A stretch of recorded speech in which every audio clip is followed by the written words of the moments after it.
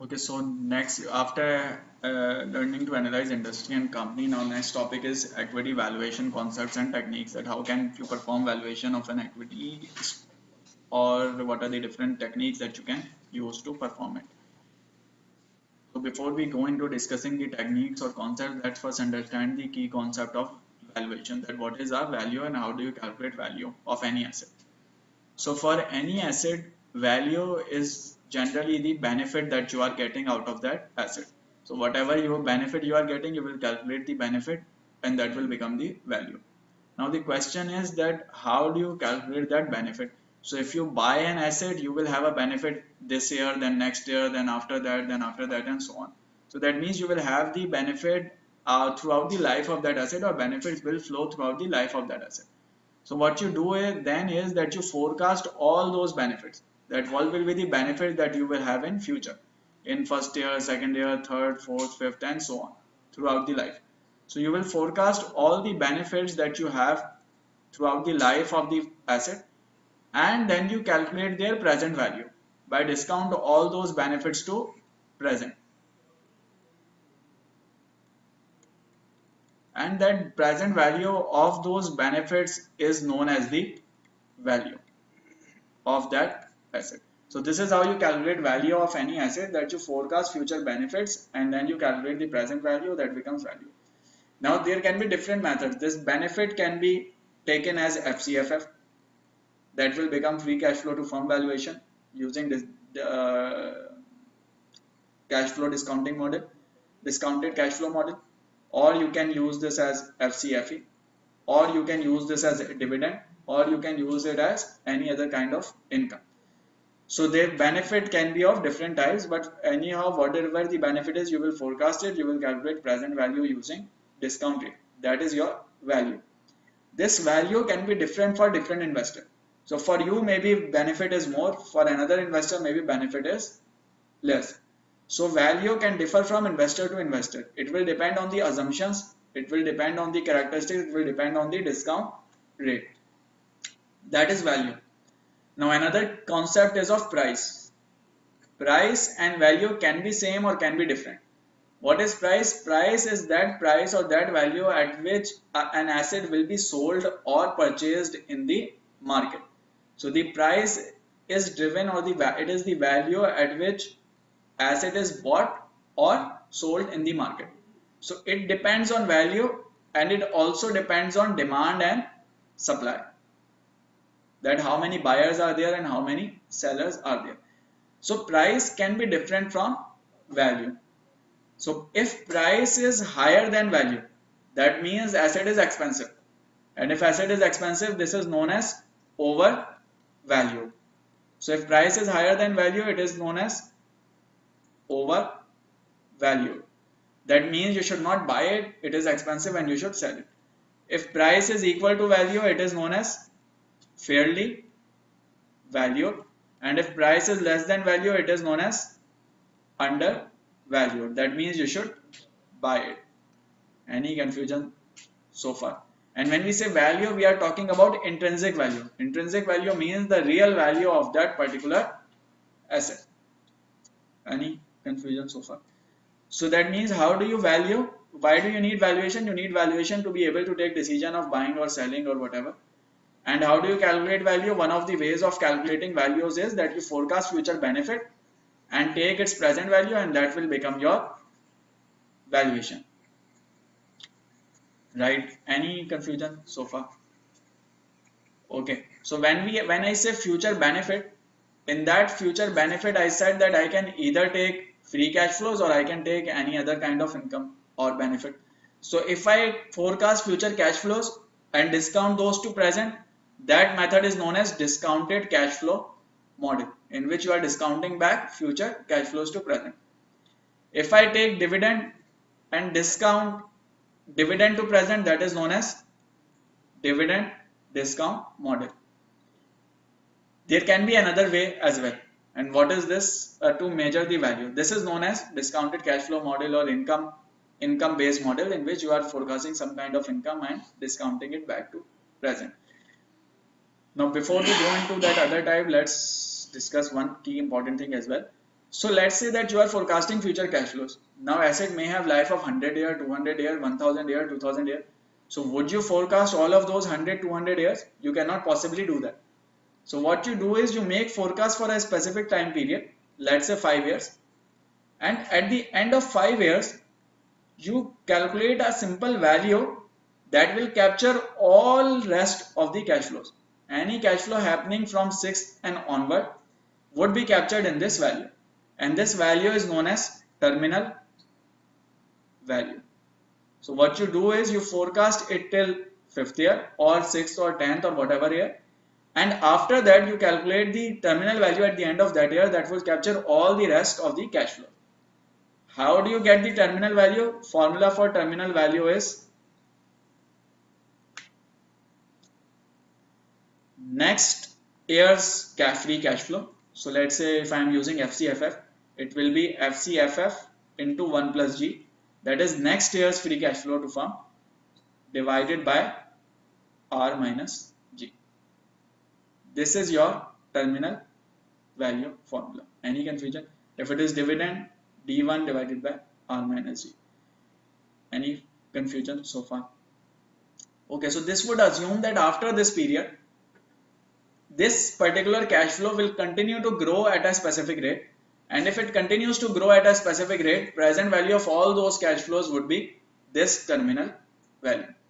If you are using FCFF, you will use WACC as discounted. If you are using FCFE, you will use cost of equity as discounted. If you are using dividend, you will use cost of equity as discounted. Any confusion so far? Okay.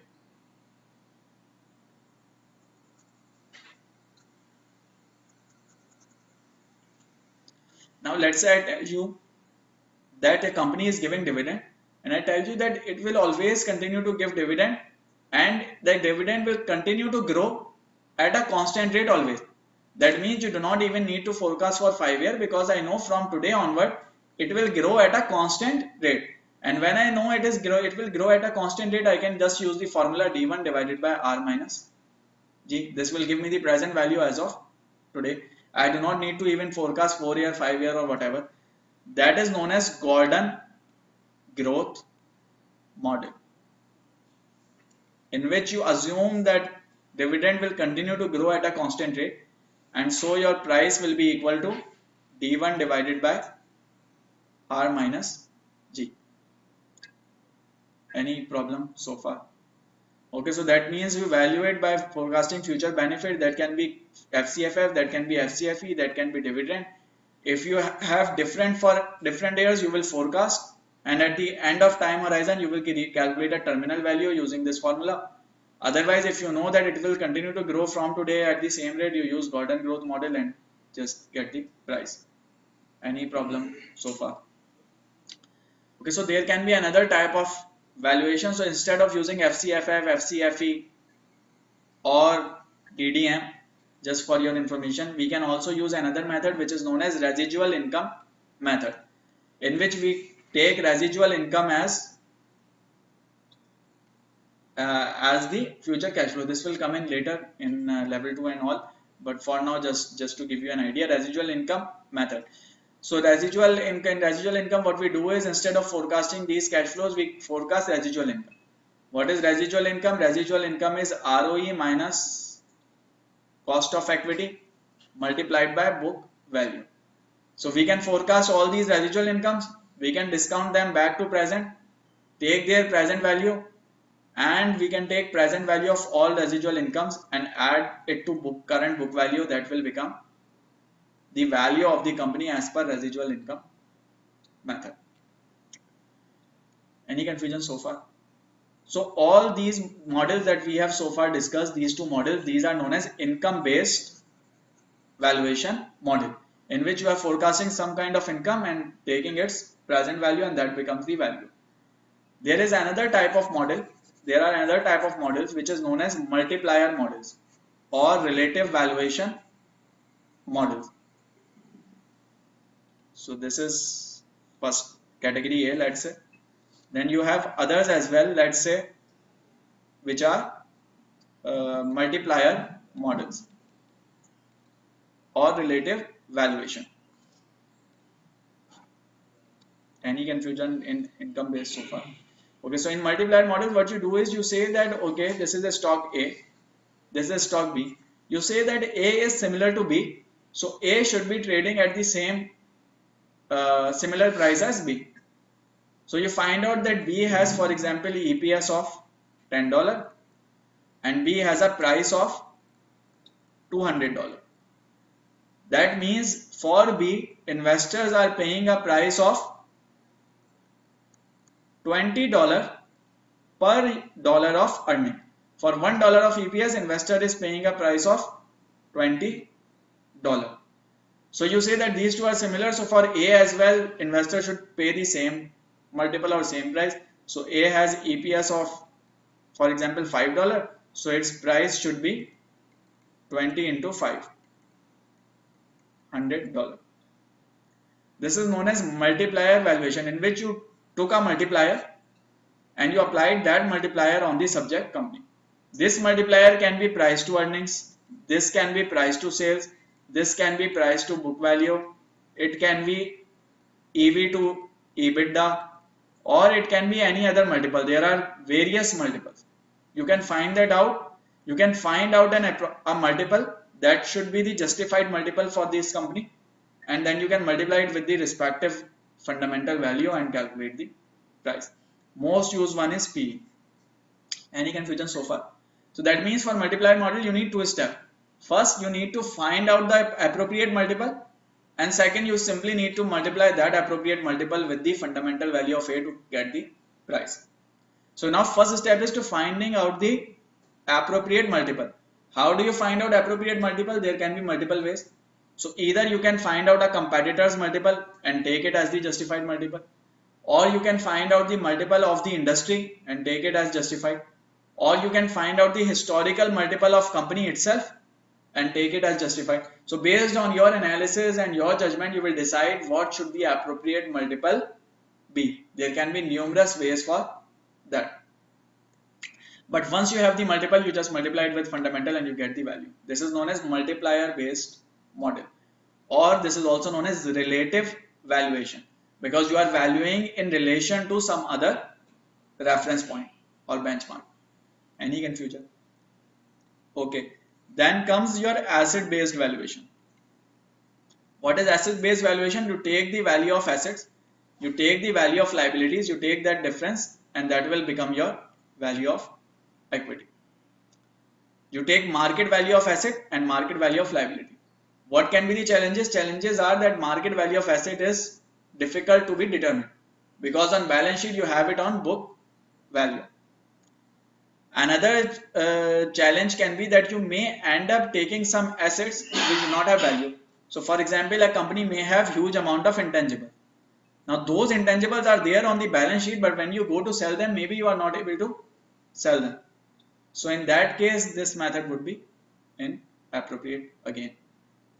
So that means for companies with a large amount of intangibles, this method will not be very appropriate. There can be another problem. Maybe asset has a high value, but when you go to sell it, you are not able to get the right price because there are not enough buyers. So again, that is a problem, might not give you right value. And also it will not capture the future growth prospects. It will only capture the current value of asset and liability. So it is appropriate in the case of bankruptcies. If a company is going bankrupt or if a company is being liquidated, in that scenario it will make more sense. Why? Because then you need to know the current value of that company, because you know there is no growth in future, there is no going concern assumption. Otherwise it will not be very appropriate. Any problem so far? It will also be appropriate in those cases where most of the assets are current assets, and you know that current assets are usually, value of current assets on balance sheet is usually the same as market value or similar to market value. So in that case you can use it, or where intangible assets are lower. Any problem so far? Okay, let's start with it. Estimated value and market price. You know what is estimated value? What is estimated value? Value that you have estimated for a business or asset or a company. Market price at which it is trading in the industry. So let's do example. An analyst finds that nearly all companies in a market segment have common shares which are trading at market prices above analyst estimate of share. Analyst came up with values of companies, and he finds out that all the assets, almost all the assets, have a market value greater than, or market price greater than, the value that he calculated. Let's call it intrinsic value. This market segment is widely followed by analysts. So if there is a market segment which is widely followed by analysts, is it possible that everything is mispriced? Generally it is not possible, because if it is being widely followed, then maybe 1, 2, 3, 5 assets can be mispriced, but having everything mispriced is not a usual case. So which of the following describe most appropriate first action by analyst? Issue a sell recommendation for each share? No. Why? Because there seems to be some problem with his analysis. If everything is coming out to be mispriced, then that means there might be a problem with analysis. Issue a buy recommendation? No. Re-examine the model inputs used for the valuation. This is correct. Because if you are finding everything overvalued, especially in a scenario when widely analysts are following it, then maybe there is some problem with your model. Maybe you have taken some wrong risk assumption, some wrong growth assumption or something, or some wrong discount rate. So C should be the answer. An analyst using a number of models and a range of inputs estimates value between 250 to 270 and security is trading at 265.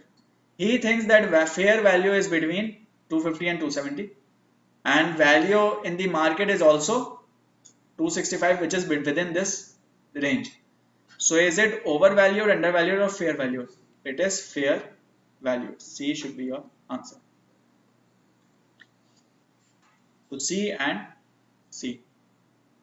Any problem so far up till here?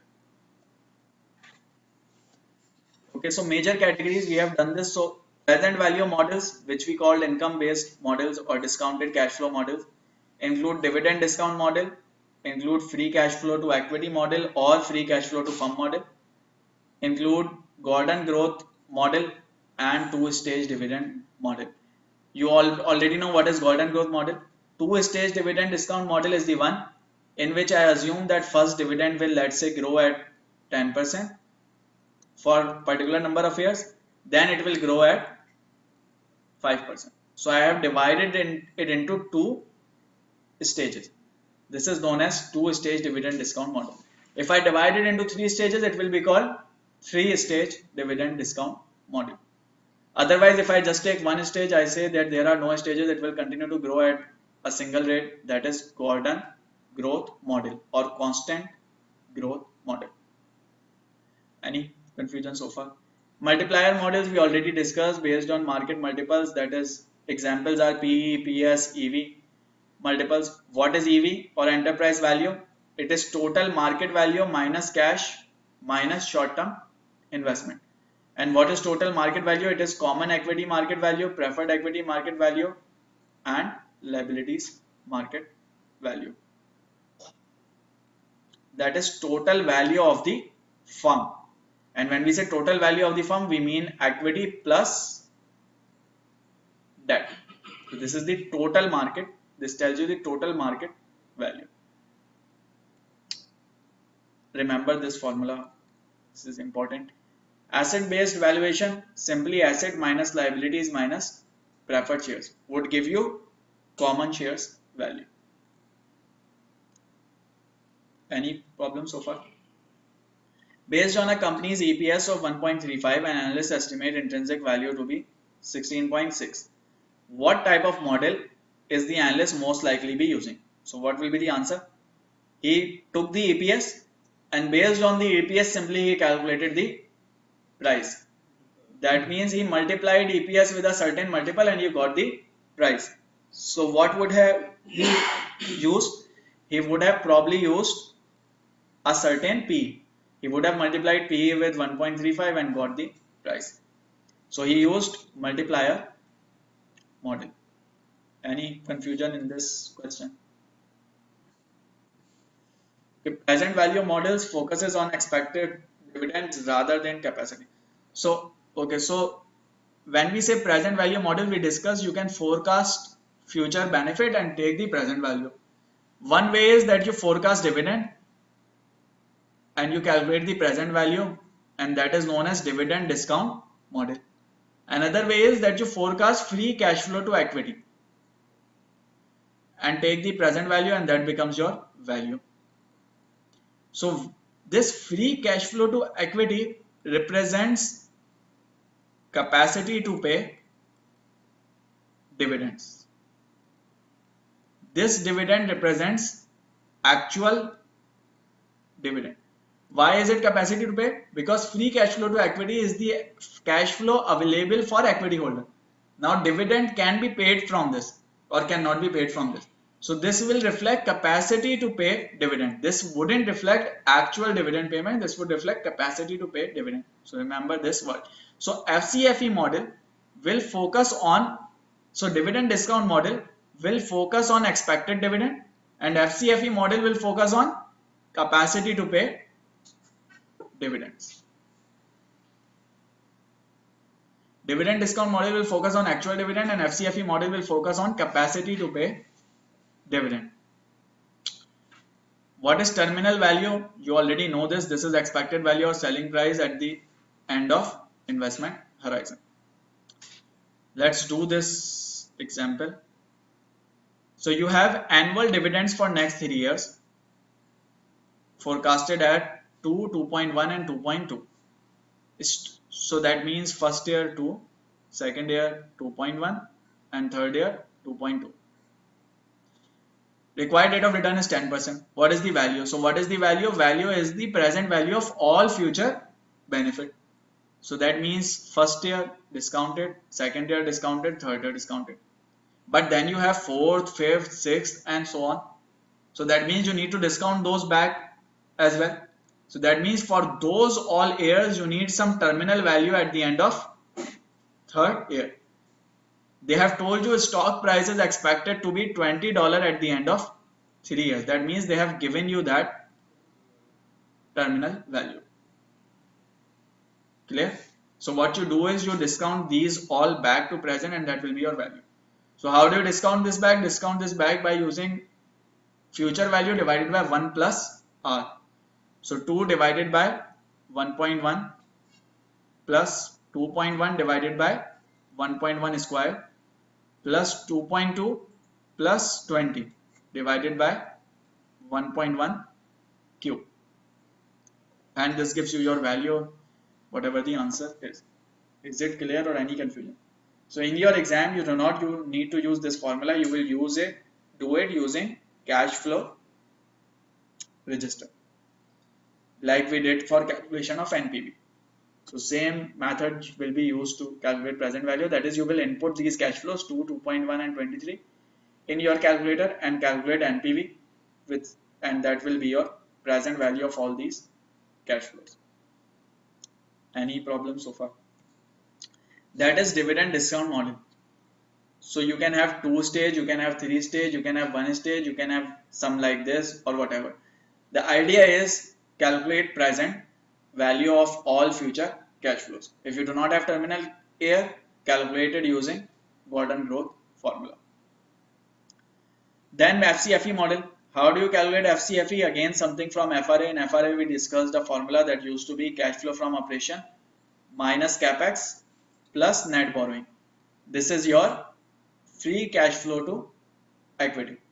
You discount it back. What discount rate do you use? You use a discount rate cost of equity, and that becomes your present value of equity.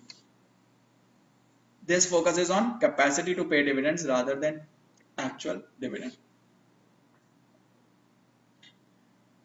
So any confusion in this? Simply what you will need to do is that you will need to discount back FCFE to present. How you calculate it, that has already been done in FRA. So you know how to calculate it. Once you have calculated it, you will just discount it back to present. Any problem so far? Preferred stock valuation. How do you value preferred stock? So preferred stock is a stock which would pay a dividend throughout its life. So that means it is again like a Gordon growth model. Difference is that in Gordon growth model you have G. So here G is 0. So if I tell you there is no growth, same payment will be made forever. That means it is a perpetuity. And if it is a perpetuity, that means this G is 0. So it will be D0 divided by R or D1 divided by R, whatever. Same thing. So same formula, same logic, only difference is it is perpetuity. So G becomes 0, so it becomes simpler. That is dividend divided by R. You do this and you get the value, present value. If there is a growth, you use this formula. This is for those preferred stock which are in perpetuity, that will remain be there forever. There can be another type in which there is a fixed maturity, after which it will end. So if that is the case, you will take all the dividends for the life, discount those back, and take the face value at the end of the life, discount it back, and get the value. Idea is you need to calculate present value of all the future benefit. That can be different benefits every year, that can be same benefit, that can be benefit in steps, or that can be a benefit series of benefit followed by a single value at the end. The idea is calculate all the present values or present value of all the future benefit. If you know that simple principle, you should be able to do all the questions. Any confusion so far? Okay, let's do this question. An investor expects a share to pay dividends of 3.15 at the end of year 1 and 2. So at the end of year 1 you will be paid $3, at the end of year 2 you will be paid 3.15 respectively. At the end of second year, investor expects the shares to trade at $40. So that means another incentive that you would have or terminal value would be $40. Required return is 8%, and analyst has come up with the value of $30. So calculate the present value or calculate the value, intrinsic value of this asset. So you have $3 in first year cash flow, then you have 43.15 in second year. So what's the value of present value? 57. It cannot be 57 because these two are 40. These two are 46.15. So it has to be lower than 46.15. Zero. There is no investment. Discounted.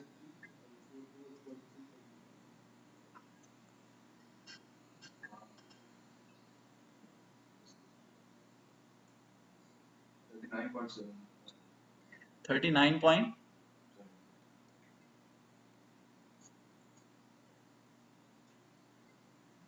ये answer है सबका.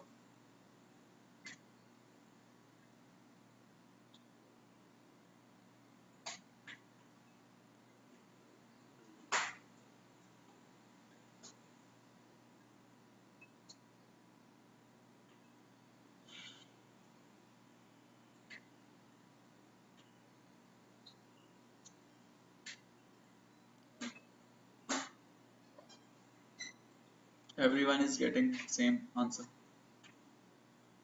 Because so 39.7 is the intrinsic value. So they have told you that price of share in market is $30. That means that in market it is available at a cheaper price. So it is undervalued. So that means it should be bought. Two investors with different holding periods but the same expectations and required rate of return for a company are estimating the intrinsic value of common share of the company. Investor with the shorter holding period will most likely estimate a. So what should be the answer?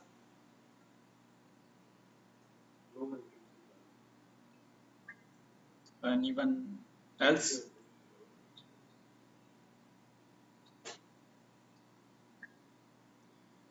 So how do you calculate intrinsic value? You calculate intrinsic value for calculating some future benefit, let's say future cash flows, and discount those back to present using a discount rate, right? So that means your intrinsic value would only differ if your future cash flows are different or your cost of equity is different.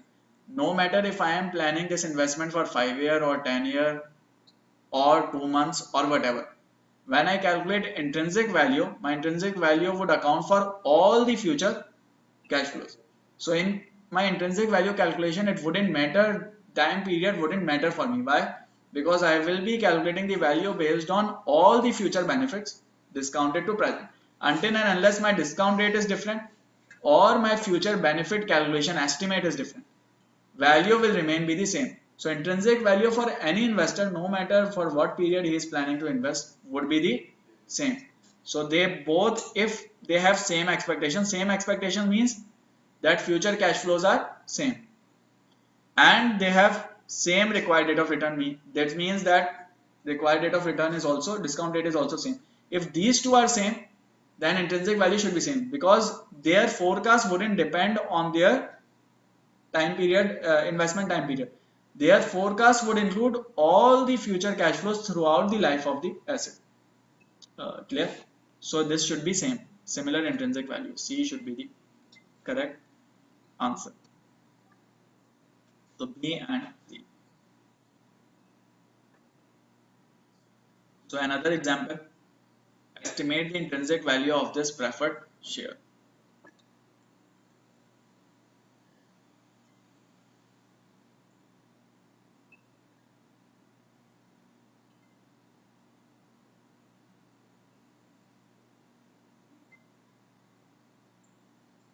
So what will be the intrinsic value of preferred share?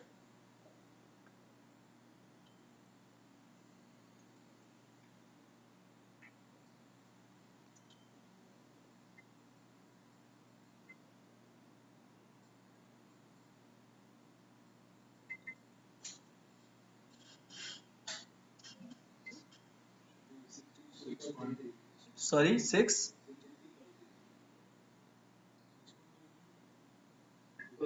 It cannot be 6 because it can be 63. It cannot be 6 because 6 is just 1.5 times 4.75. So it has to be 4.75 divided by 0.075.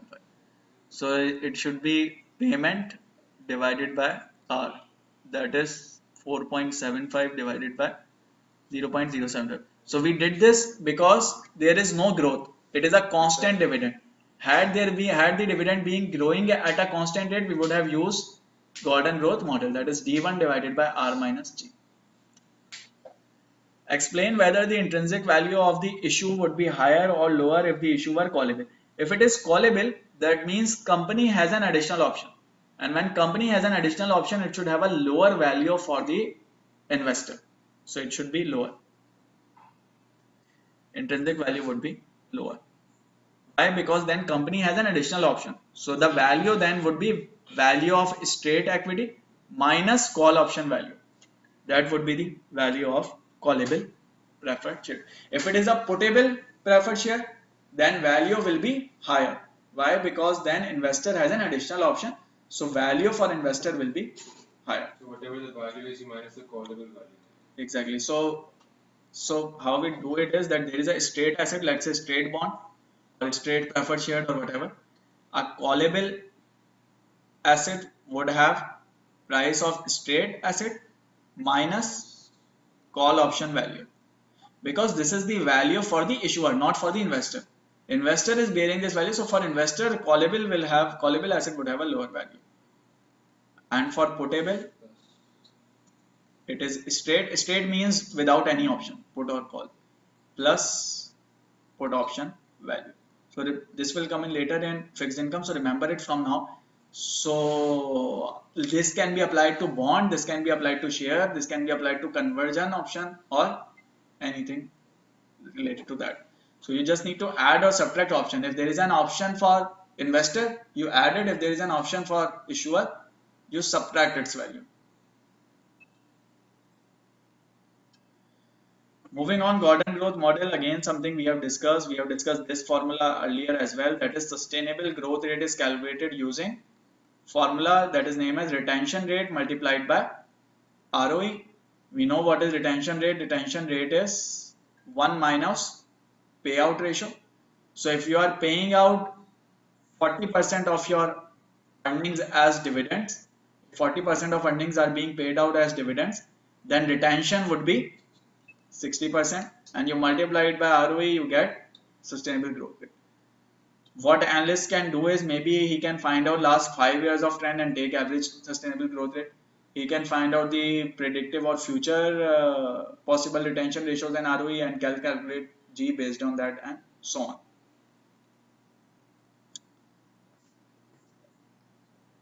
So here is again an example. So use the Gordon growth model to estimate total's intrinsic value. So they have given you EPS, DPS, payout ratio, ROE and share price. So you have ROE, you can simply multiply ROE with the retention rate. But doing it for a specific year maybe does not give you the right sustainable growth rate. It may be changing every year. So what this analysts have done is that analyst estimates the growth rate to be approximately 14%, G equals to 14%, based on the dividend growth rate over the period 2004 to 2008. So what analyst has done is that analyst has taken previous 5 years of dividend growth and has assumed it to be G. So instead of taking ROE and multiplying it by RR, it has assumed that this 14% would be the G. Why? Because dividend has grown historically at this rate, so it will keep growing at the same rate in long term in future. So this assumption for G can change analyst to analyst. To verify that the estimated growth 14% is feasible in future, analyst also uses average of total retention and ROE for the previous 5 years. So what he then does is that he takes ROE for the past 5 years, RR for the past 5 years, take the average and multiply the two, and he arrived at 21%. So he arrived at 21%. So he knows that the assumption that he has taken is more conservative and is lower than this historical ROE into RR. So that means his assumption is good to go because it is more conservative. So he now assumes that growth rate is 14%, that is G, and required rate is 19%. And he has to calculate intrinsic value using Gordon growth model. So what will be the intrinsic value using Gordon growth model? Current year's dividend, that is 2.28, multiplied by 1 plus G divided by R minus G. And remember, for this model to be used, R has to be higher than G. So you solve it and you get the answer, that is 51.98. And you can, if the average goes higher than the required, then you cannot use this model. Then you will have to take some other growth rate. Exactly, because growth cannot be higher than required rate of return for this model to be used, because denominator then will become negative. And generally for sustainable growth rates, this is the theoretical formula that is available, but generally practically this is not being used. Practically what you use for sustainable growth rate is either historical averages or long-term real GDP growth rate of the economy, because that is where it will land to. That is eventually the rate at which it will continue, your benefit will continue to grow. That is long-term real GDP growth rate of economy. Because if you look into any companies, you will generally find this method giving you a very high number. Because how you are calculating ROE is that you are using book value of equity. And when you take book value of equity and net income in numerator, your return will be very much overstated because you have taken book value of equity, not the market value. But this is how it is, so remember this, how to do it. Now second question is, how much does the dividend growth assumption add to intrinsic value? So what is intrinsic value? Present value of future benefits, and in this case it is dividends, or present value of future dividends. When I say present value of future dividends, a dividend was paid today as well, 2.28. So that means if 2.28 is being paid forever, I will have some value as of today. So some value is coming in from dividend, constant dividend being paid. And another part of the value is coming in from growth in dividend. That is, I told you that this will continue to grow at 14% every year. So that means some part of the intrinsic value is due to constant dividend, that is perpetuity, and some part is due to growth assumption. So they have asked you what part is due to growth assumption. How much has growth assumption added to it? So how do you solve it? First you calculate value without growth. So value without growth would be a perpetuity, that is 2.28 divided by 0.19, that is 12. Then you calculate value with growth, and when you calculated with growth it came out to be 51.98. And so that means growth assumption has given you a value of 51.98 minus 12, that is 41.98 and 39.98. This is the value due to growth assumption. If you reduce your growth assumption, this will be reduced. If you increase your growth assumption, this will be increased. If there is no growth at all, then at least you have a value of $12 if things go as they are right now. Any confusion with this? You can also take a percentage and you can find out, sometimes you may be asked to give the percentage, that how much, what percentage of the value is from growth. So you can simply take this percentage, it will tell you what proportion of total value is due to growth assumption. Any confusion so far? Okay, moving on, assumptions of Gordon growth model. So what are the key assumptions? Dividends are the correct metric to use for valuation purpose. Why? Because you are calculating future benefit as dividend. Dividend growth rate is forever. It will never change. Required rate of return is always constant over time. Dividend growth rate is strictly less than required rate of return. As we discussed, growth rate has to be less than required rate of return. So all these are the assumptions of Gordon growth model. What can be the alternatives to Gordon growth model? You use a more robust DDM that allows for varying pattern. For example, 2-stage DDM, 3-stage DDM, in which you can have different stages. So for example, 10% in first stage, 5% in second stage, then 3%, so on and all that. Otherwise, use a cash flow measure other than dividends, for example, FCFF, FCFE, or use a valuation method other than discounted cash flow, like for example, multiplier method or asset valuation method or others. These are alternatives. Again, moving on to example, multi-stage dividend discount model. So you are told that current dividend is $5 paid today. 3-year expected annual growth is 10%. So for 3 years, there is a 10% growth. 4th year and annual expected growth is 5%. 4th year and so on. So after 3rd year, growth will remain be 5% forever. R is 15% and you have to calculate intrinsic value. So calculate it.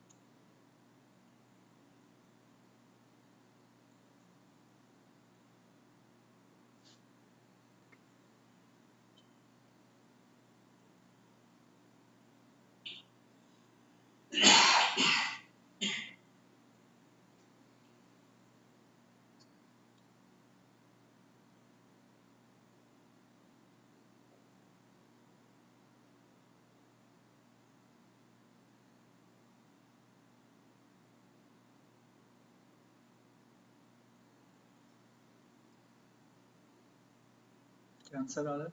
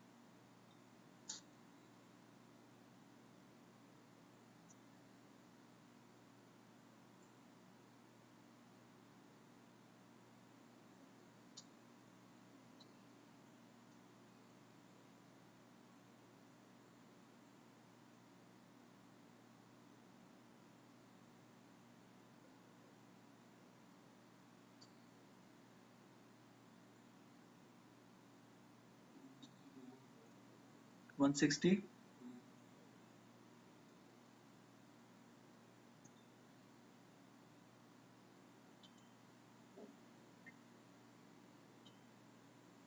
Anyone else getting any answer?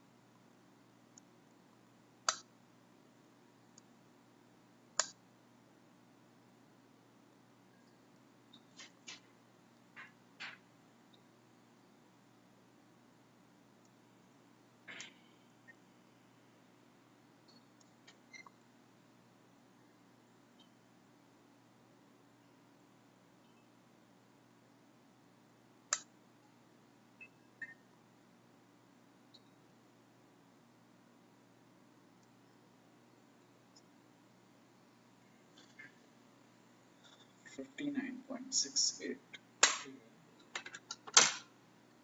किसी और का आ रहा है answer कोई? क्या आ रहा है? इससे भी ज्यादा आ रहा है. 9.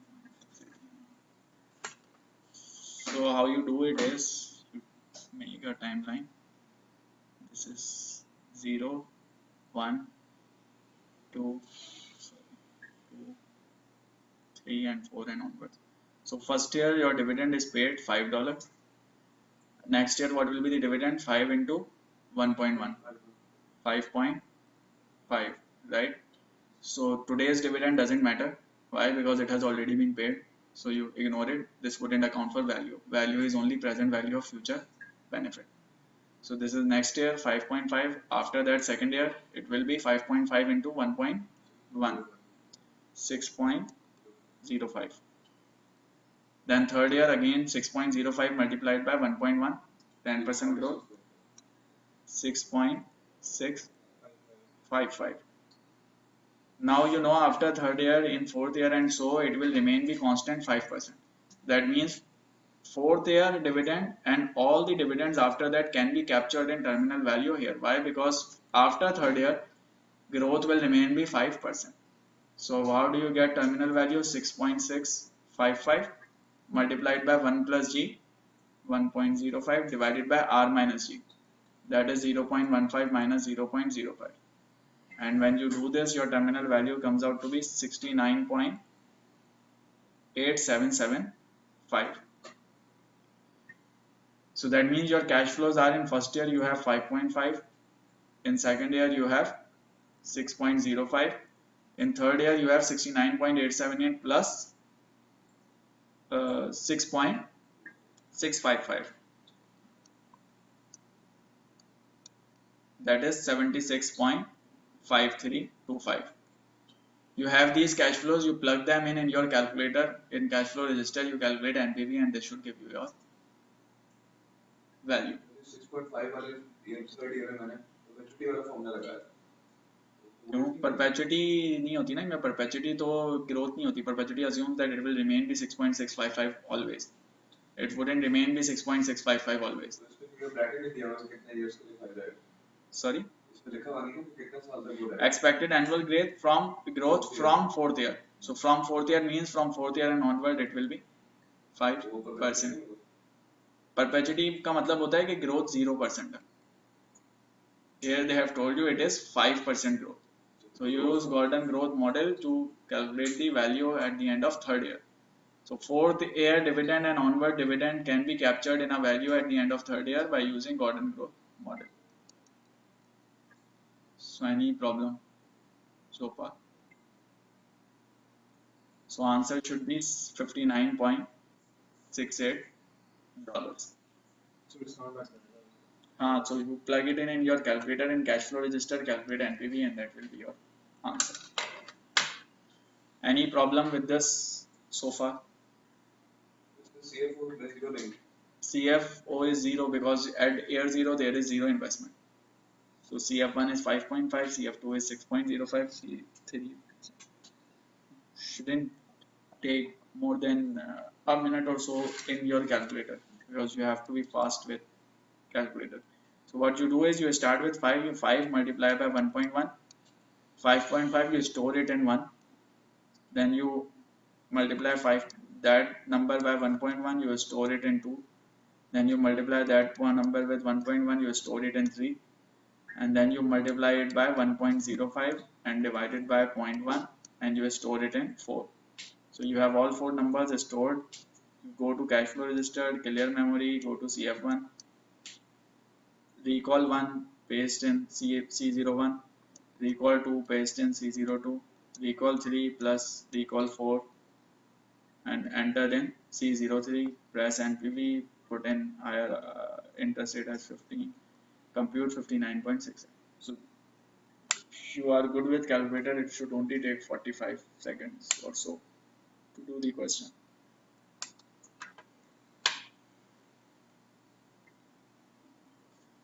Okay, so that is about discounting models. Moving on to multiplier models. In multiplier models, we discuss one of the key types is price models. Price multiples are those in which a fundamental value is being compared to the price. For example, PE, PB, PS, price to cash flow, and PE is the most frequently used one. The concept or underlying fundamental principle of multiplier model is law of one price, that is an asset should trade at the same price in different market, and also it means that two similar assets should trade at similar prices. So you did come up with a justified multiple and calculate the price. This formula is very important, make sure that you remember it. This is the formula for forward justified P.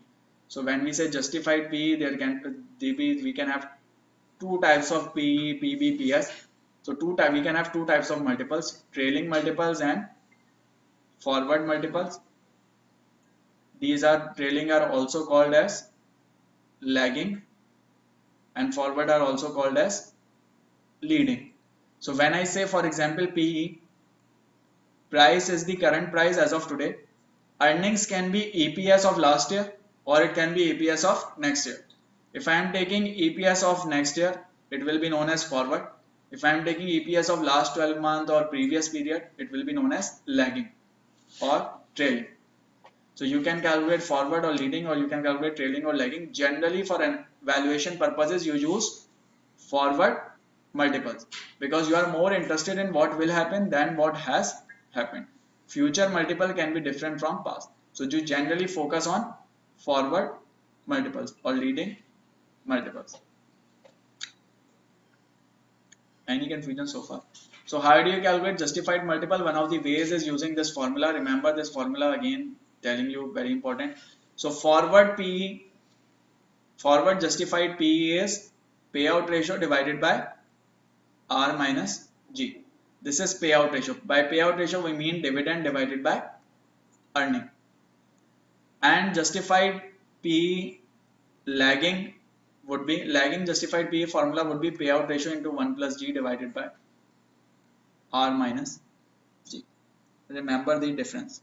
This is for lagging or trailing multiple, and this is for leading or forward.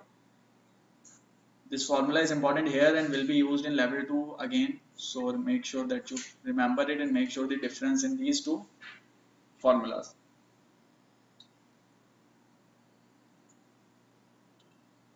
If you simply take payout ratio and divide it by R minus G, it will give you leading PE, and if you take payout ratio multiplied by 1 plus G and then divided by R minus G, then it will give you lagging PE.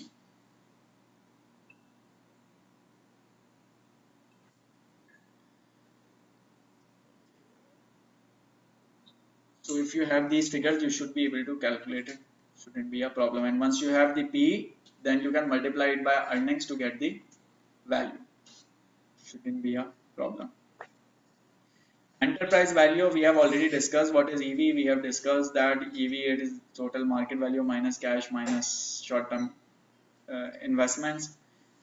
Key multiples that are widely used with respect to EV are EV to EBITDA. EV to EBITDA is the most common one among all. It is most useful when comparing companies with significantly different capital structures. So if you are comparing companies or using multiples for companies with different capital structures, then maybe you do not want to only look at equity, but it is better that you look at the overall firm. So that's why it is better to use EV multiples in those cases. That is multiplier valuation, asset based valuation. We have already discussed. Use estimates of assets and liabilities market values. Works well for companies which do not have high proportion of intangible or off the book assets. Works well for the companies which have a high proportion of current assets and liabilities. So all that which we have already discussed at the start. Important factors to consider: assets such as PPE do not have easily determinable market value. Asset and liability market values can be different from balance sheet values. When a company has significant intangibles, it should use forward-looking cash flow valuation and not asset-based valuation. Asset values may be more difficult to estimate in a hyperinflationary environment. Again, all the factors that we discussed at the start when we were discussing asset-based valuation, so nothing new as such. Let's move on to questions. An analyst is attempting to calculate the intrinsic value of a company and has gathered the following company data: EBITDA, total market value of instruments, liabilities, preferred stock. He is least likely using. So if he has taken these values, total market value of cash, short term, that means he is planning to calculate EV, enterprise value, and he has taken EBITDA as well. That means he might be taking some multiple of EV to EBITDA. So he is least likely using multiplier model? No, he will use multiplier model. That is becoming obvious from this. Discounted cash flow model. Discounted cash flow model will not be used probably. Why? Because he hasn't estimated the future cash flow. Instead, he has taken 1 year EBITDA. He has taken the values of assets and values of liabilities. So this cannot be the case. Asset based valuation, it can be the case because he has the value of asset, and liability, so he can subtract liability from asset and come up with the value. So B is your answer. This is least likely. Any problem? But he has taken the value of cash. He has taken the value of cash as of today. Discounted cash flow model is the one in which you forecast future cash flows and then take the present value of those cash flows.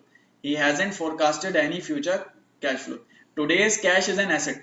It is not a cash flow of future. An analyst who bases the calculation of intrinsic value on dividend paying capacity rather than actual is most likely using dividend discount model? No. Why? Because dividend discount model uses actual dividend. FCFE, yes. In the free cash flow to equity model, intrinsic value of a share is calculated as present value of future expected FCFE. Correct? Present value of future expected FCFE plus net borrowing? No. Why? Because net borrowing is already adjusted in FCFE. When you calculate FCFE, your formula is cash flow from operations minus capex, that is fixed investment, plus net borrowing. Present value of future FCFE minus fixed capital investment? No, because this has already been adjusted in calculation of FCFE. So A should be your answer. With respect to present value model, which of the following statements is most accurate? Present value models can be used only if a stock pays dividend. No, they can be used if a stock pays dividend. Even if a stock does not pay dividend, you can forecast FCFF and discount it back. So not only. Present value models can be used only if a stock pays dividend or is expected to pay dividend. Again, no. Why? Because you can then forecast future cash flows, free FCFF, FCFE and discount it back. Present value models can be used for stocks that currently pay dividend. Yes, they can. Expected to pay dividend? Yes, they can. Or are not expected to pay dividend? Yes. So C is your answer. Any problem so far? Asset-based valuation models are best suited to the companies where capital structure does not have high proportion of debt intangible. So B is your answer. Which of the following is most likely a reason for using asset-based valuation? Analyst is valuing a privately held company. Company has a relatively high level of intangible. This cannot be the reason. Asset market values of asset and liabilities are different from balance sheet. This again cannot be the reason, because these are the two limitations due to which you do not use it. So A. बाकी सारी information available नहीं होगी private वाली company Sorry. because private company के काफी सारी हाँ. information available नहीं होगी तो Exactly. Future cash flows are not predictable or are not available. Multipliers wouldn't be available. Why? Because you do not have a price, because it is not trading in the market. So you can take asset and liabilities. So A. A disadvantage of the EV method for valuing equity is that following information may be difficult to obtain. Operating income can be found in financial statements, easy. Market value of equity, you can just check it at any time. You know what is the price in market, you know number of shares, you get market value of equity, easy. This may be difficult to obtain. Market value of debt, you would know balance sheet value, but you wouldn't know market value. B is your answer. Which of the following is most likely considered a weakness of present value model? Present value models cannot be used for companies that do not pay dividend. Wrong. Small changes in model assumptions and inputs can result in large changes in the intrinsic value. This is true. So if I, for example, increase growth even a little, that will lead to a great impact on the value. If I change profitability assumption, it will have a significant impact. Value of security. The value of security depends on the investor's holding period. No, because in any case you forecast all the cash flows and discount those to present. So B is your answer. Any confusion so far in this topic? Let's take up